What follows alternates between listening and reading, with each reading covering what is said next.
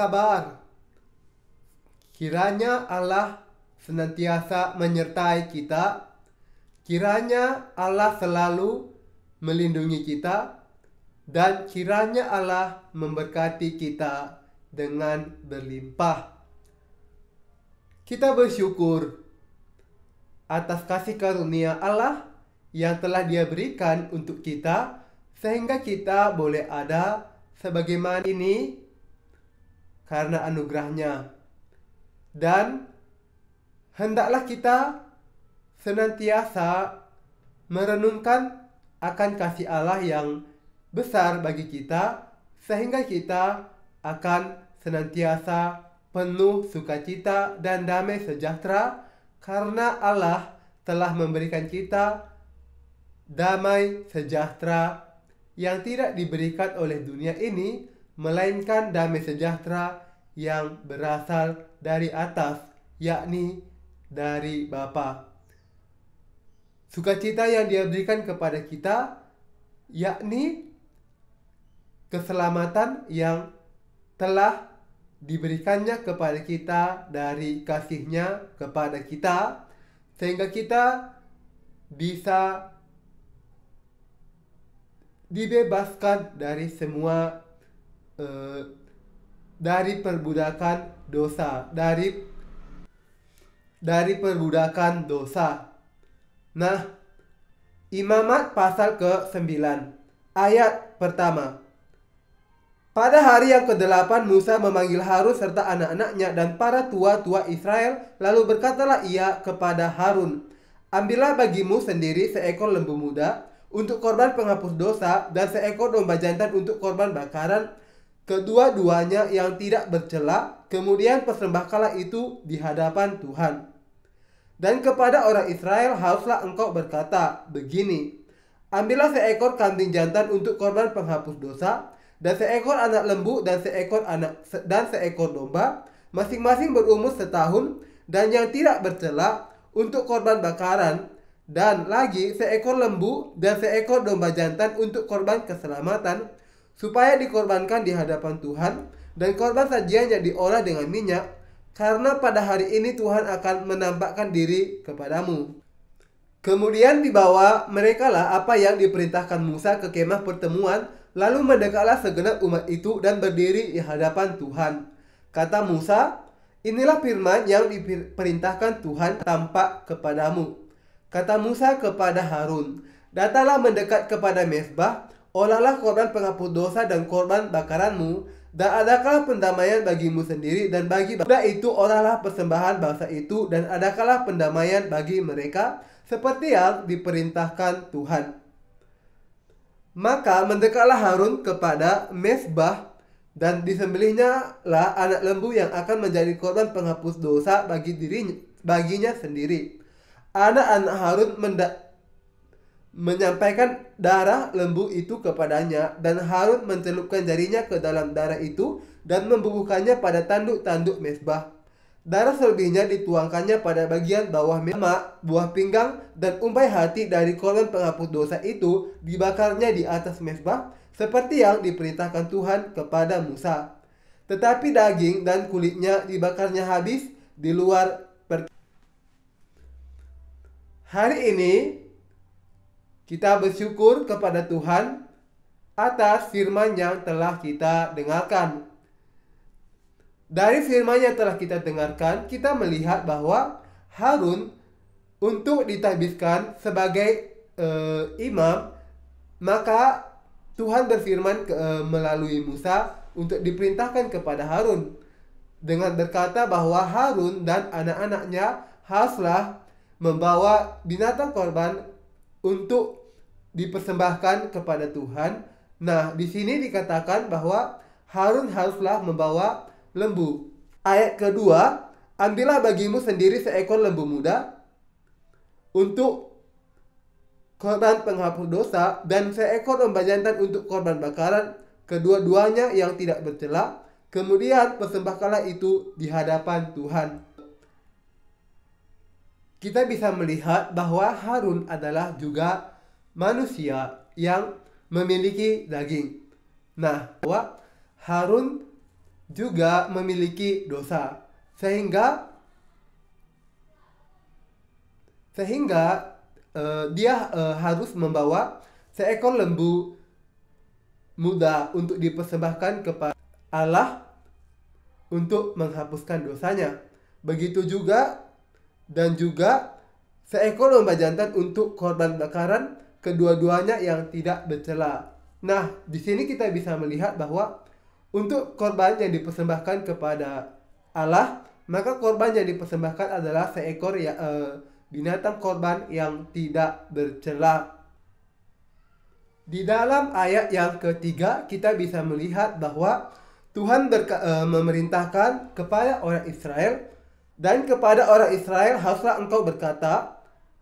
Nah, di sini di dalam ayat yang ketiga kita bisa melihat bahwa dikatakan bahwa agar mereka membawa seekor kambing jantan untuk korban penghapus dosa, dan seekor anak lembu dan seekor domba masing-masing berumur setahun dan yang tidak bercela untuk korban bakaran. Nah, kita lanjutkan di dalam ayat yang ke-12. Kemudian ia menyembelih korban bakaran, lalu anak-anak Harun menyerahkan darah korban itu kepadanya, maka Harun menyiramkannya. Juga diserahkan merekalah kepadanya korban bakaran itu menurut bagian-bagian tertentu beserta dengan kepalanya, lalu dibakarnya di atas mezbah. Isi perut dan betisnya dibasuhnya dan dibakarnya dengan korban bakaran di atas mezbah. Sesudah itu dibawanya persembahan bangsa ke mezbah.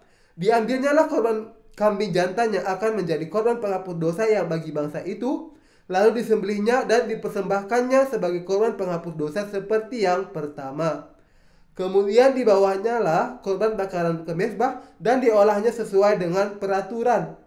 Selanjutnya dibawanya lah korban sajian dan diambilnya segenggam daripadanya, lalu dibakarnya di atas mezbah di samping korban bakaran pada waktu pagi. Ayat ke-18. Ia menyembelih juga lembu dan domba jantan yang akan menjadi korban keselamatan bagi bangsa itu. Lalu anak-anak Harun menyerahkan darah korban itu kepadanya, maka Harun menyiramkannya pada mezbah sekelilingnya. Tetapi segala lemak dari lembu dan dari domba jantan itu, yakni ekor yang berlemak, lemak yang menutupi isi perut, buah pinggang dan umpai hati, segala lemak itu diletakkan mereka di atas dada kedua korban itu. Lalu Harun membakar segala lemak itu di atas mezbah. Dada dan paha kanan itu dipersembahkan Harun sebagai persembahan unjukan di hadapan Tuhan, seperti yang diperintahkan Musa. Harun mengangkat kedua tangannya atas bangsa itu, lalu memberkati mereka. Kemudian turunlah ia setelah mempersembahkan korban penghapus dosa, korban bakaran, dan korban keselamatan. Kiranya Allah senantiasa menyertai kita. Amin.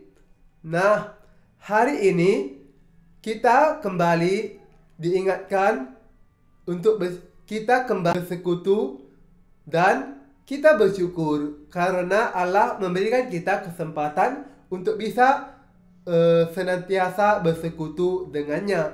Adalah sebuah anugerah yang luar biasa yang telah Allah berikan kepada kita, sehingga di mana Dia telah memberikan kita kesempatan untuk merenungkan betapa besar kasih yang Dia berikan kepada kita, yakni dengan Dia menggenapi kebenarannya yang telah menyelamatkan kita, sebagaimana tercatat di dalam Roma 1 ayat 16 sampai 17 yang menyatakan bahwa Injil itu adalah kekuatan Allah, atau di dalam bahwa Injil itu adalah kekuatan Allah, ya, karena di dalamnya terdapat kebenaran Allah yang telah menyelamatkan setiap orang yang percaya.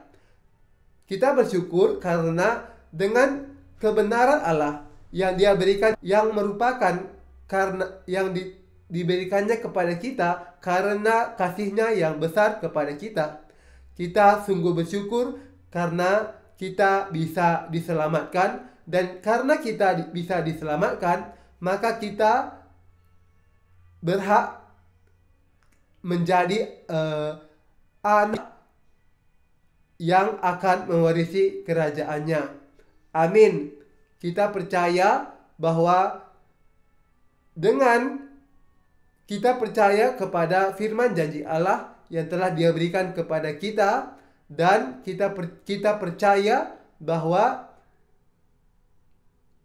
bagi mereka dan kita bersyukur kepada Allah jika kita merenungkan betapa berkah yang Allah berikan kepada kita. Karena jika kita melihat kepada bagaimana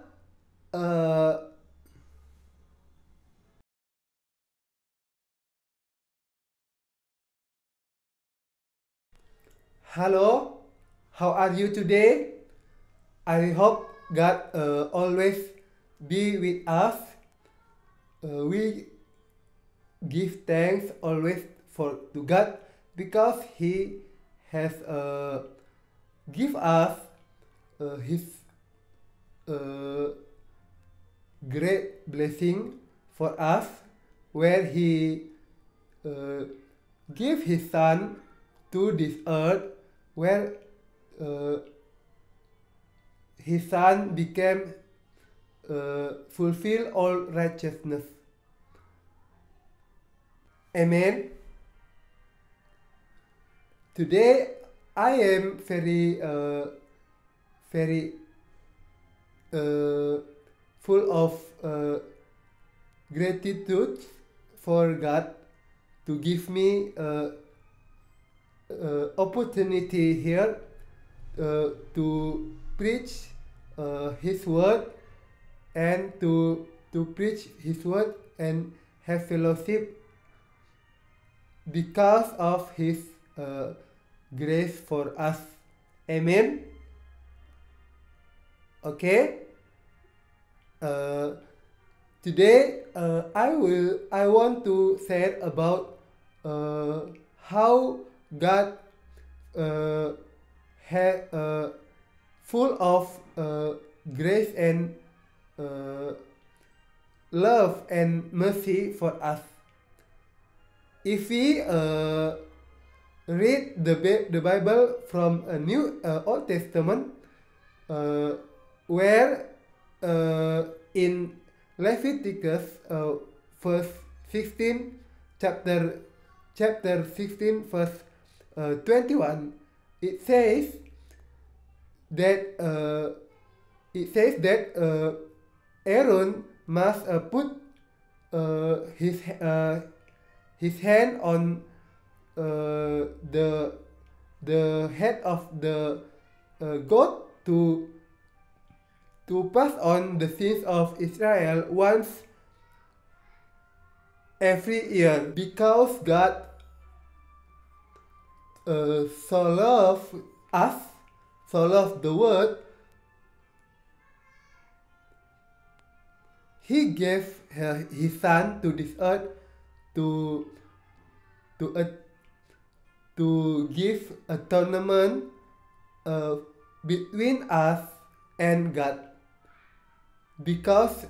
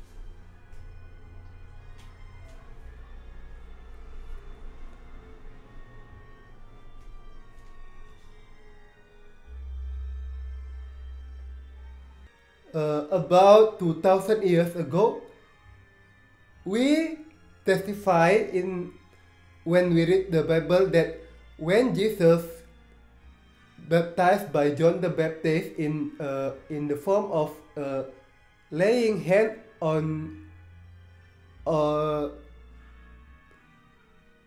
John the Baptist on Jesus Christ, the sins of the world was passed on to Jesus. Just as in the age of Moses, when the people of Israel have sins, then that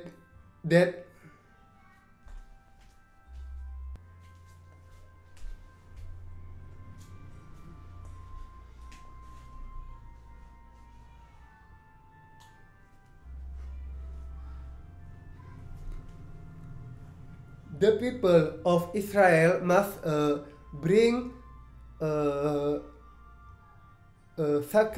sacrificial for God, like lamb or goat or animal to set by God, and they must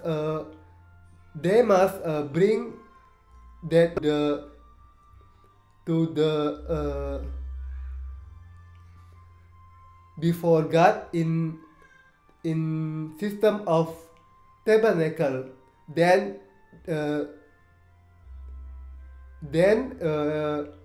to pass on their sins, they must put their hand on their animals head to pass on their sins, and we give and it that refers to that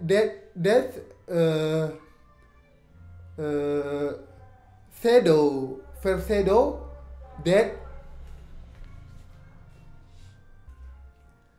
that foreshadow that Jesus will come in New Testament, and the Baptist in the form of laying hand of John the Baptist. And John the Baptist was the greatest man born of woman. He is the last high priest of man,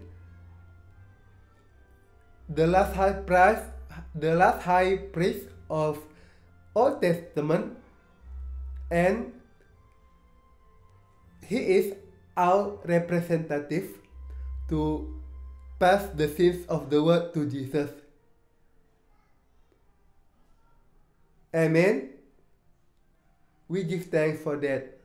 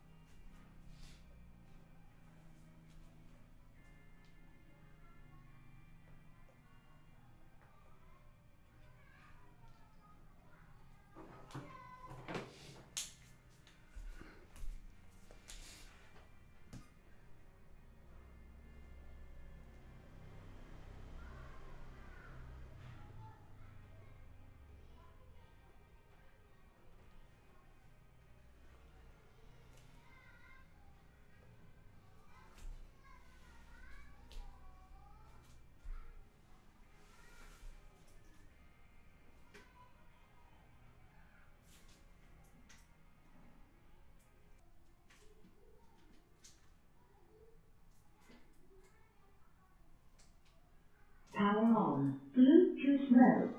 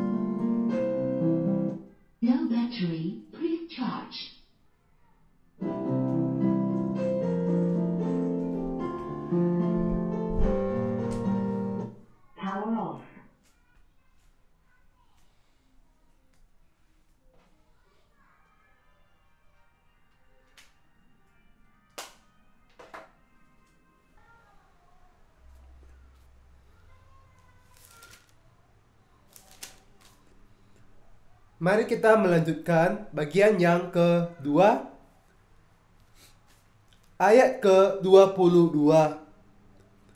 Ketika pada hari ketiga dikabarkan telah lari, dibawanya lah sanak saudaranya bersama-sama, dikejarnya Yakub 7 hari perjalanan jauhnya. Lalu ia dapat menyusulnya di pegunungan Gilead. Pada waktu malam datanglah Allah dalam suatu mimpi kepada Laban orang Aram itu, serta berfirman kepadanya, "Jagalah baik-baik, supaya engkau jangan mengatai Yakub dengan sepatah kata pun." Ketika Laban sampai kepada Yakub, Yakub telah memasang kemahnya di pegunungan. Juga Laban dengan sanak saudaranya telah memasang kemahnya di pegunungan Gilead. Berkatalah Laban kepada Yakub,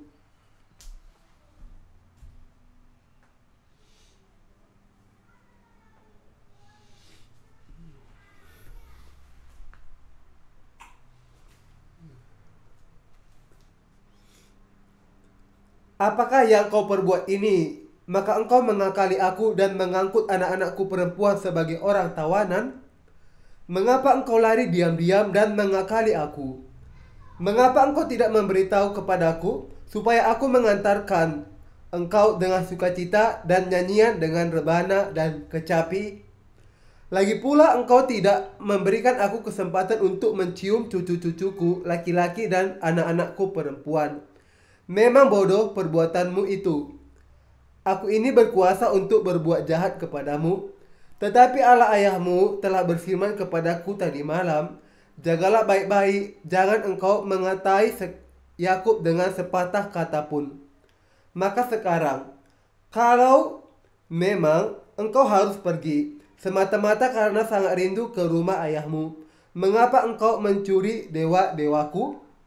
Lalu Yakub menjawab Laban, "Aku takut, karena pikirku, jangan-jangan engkau merampas anak-anakmu itu daripadaku. Tetapi pada siapa engkau menemui dewa-dewamu itu, janganlah ia hidup lagi. Periksalah di depan saudara-saudara kita segala barang yang ada padaku dan ambillah barangmu." Sebab Yakub tidak tahu. Lalu masuklah Laban ke dalam kemah Yakub dan ke dalam kemah Lea dan ke dalam kemah kedua budak perempuan itu. Tetapi terafim itu tidak ditemuinya. Setelah keluar dari kemah Lea, ia masuk ke dalam kemah Rahel. Tetapi Rahel telah mengambil terafim itu dan memasukkannya ke dalam pelana untanya dan duduk pada seluruh kemah itu. Tetapi terafim itu tidak ditemuinya. Lalu kata Rahel kepada ayahnya, "Janganlah bapa marah, karena aku tidak dapat bangun berdiri di depanmu, sebab aku sedang haid." Dan Laban mencari dengan teliti, tetapi ia tidak menemui terafim itu.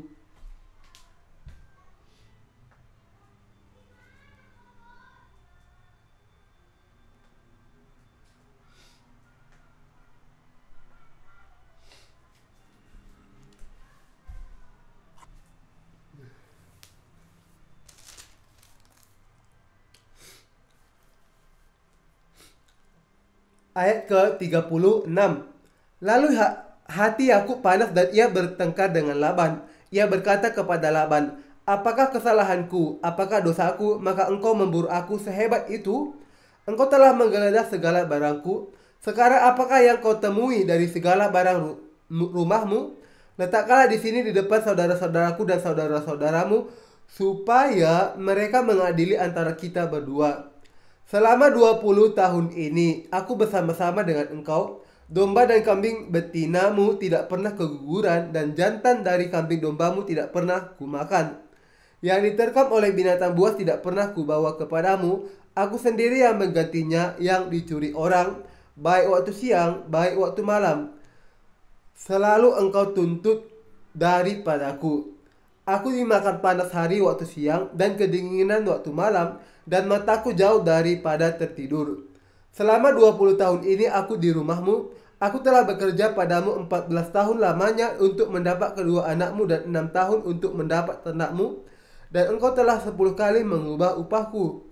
Seandainya Allah ayahku, Allah Abraham dan yang disegani oleh Ishak tidak menyertai aku, tentulah engkau sekarang membiarkan aku pergi dengan tangan hampa. Tetapi kesengsaraanku dan jerih payahku telah diperhatikan Allah, dan Ia telah menjatuhkan putusan tadi malam.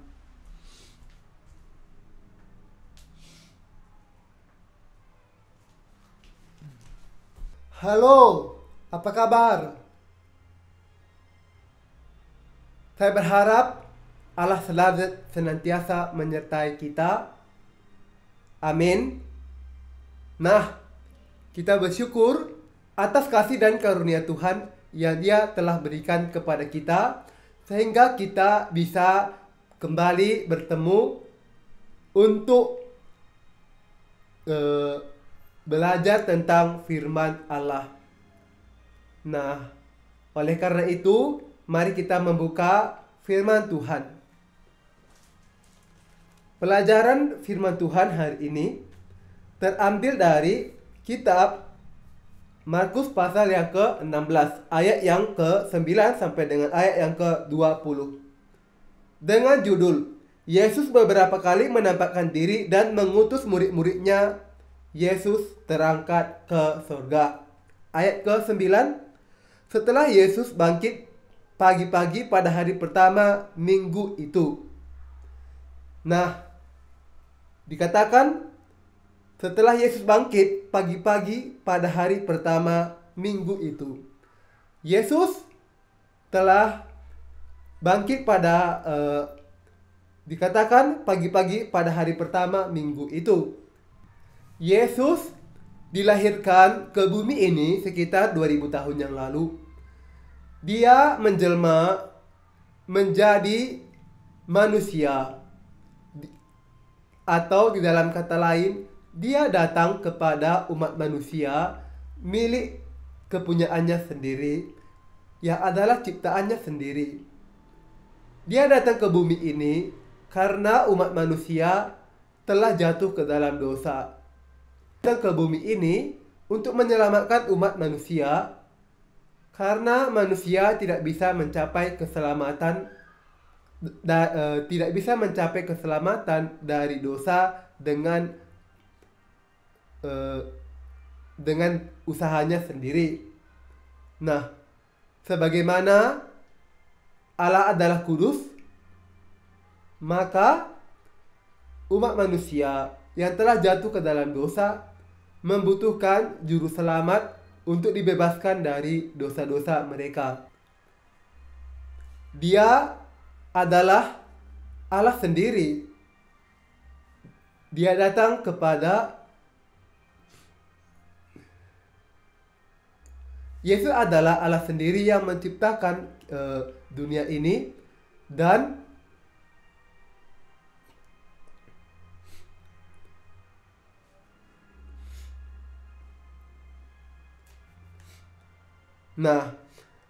kita lanjutkan. Ia mula-mula menampakkan dirinya kepada Maria Magdalena, dan daripadanya Yesus pernah mengusir 7 setan. Lalu perempuan itu pergi memberitahukannya kepada mereka yang selalu mengiringi Yesus, dan yang pada waktu itu sedang berkabung dan menangis.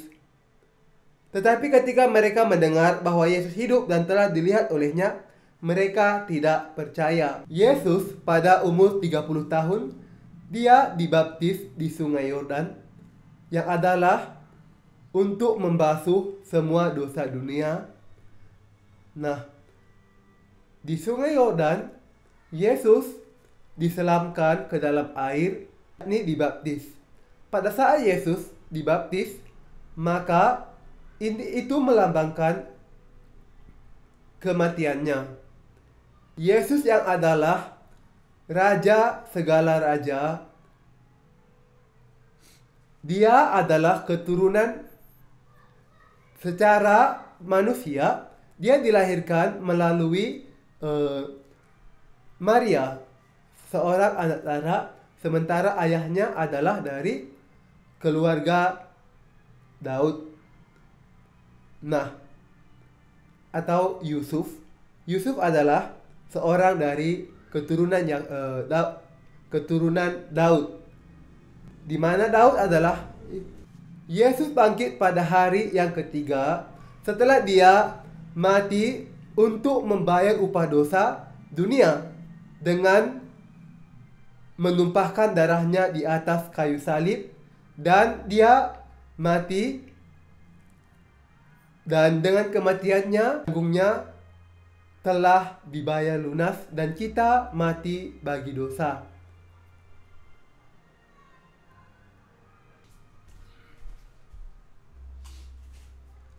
Ayat ke-12. Sesudah itu ia menampakkan diri dalam rupa mereka ketika keduanya dalam perjalanan ke luar kota. Lalu kembalilah mereka dan memberitahukannya kepada teman-teman yang lain, tetapi kepada mereka pun teman-teman itu tidak percaya.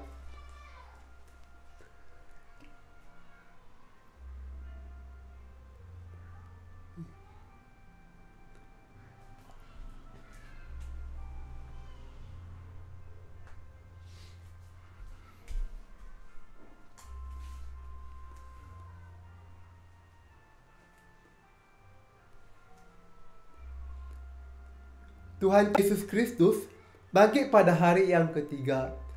Dia adalah Allah yang penuh kasih karunia, dan kita bersyukur di mana Allah telah memberikan kita karunia yang sangat besar, yakni dengan Dia telah menebus kita dari perbudakan dosa, dari perbudakan hukum Taurat.